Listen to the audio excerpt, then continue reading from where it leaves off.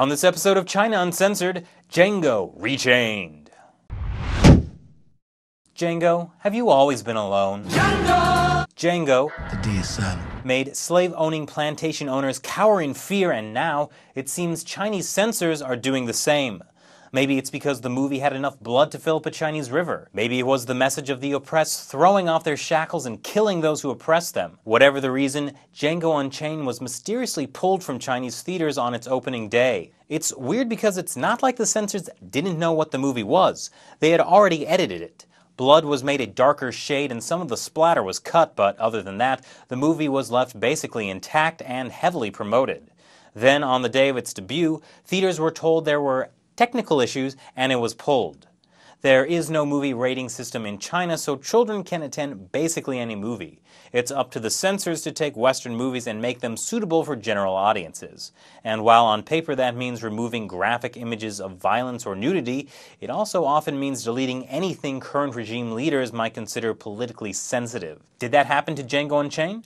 Hard to tell, but China's massive market of bootlegs is probably churning out the DVD by the pound. China is the fastest growing movie market, but it's also a tad restrictive. Brad Pitt still isn't even allowed in China because he was in a movie about to bet. So rather than getting their movies banned or censored, Hollywood has preferred to take the initiative and accommodate Chinese tastes. And by Chinese tastes, I mean the censors. And by the censors, I mean the whims of party leaders. So for example, Brad Pitt, again already on the bad side of the Chinese regime, has been trying to get World War Z, a movie about a zombie apocalypse, in theaters for years. In the movie, the source of the zombie infection is China, and Brad Pitt's character compares it to the outbreak of SARS, which the Chinese regime had tried to cover up until the bodies piled up a little too high for that. Now, if you want a movie to make millions in China, you don't say the end of the world begins in China.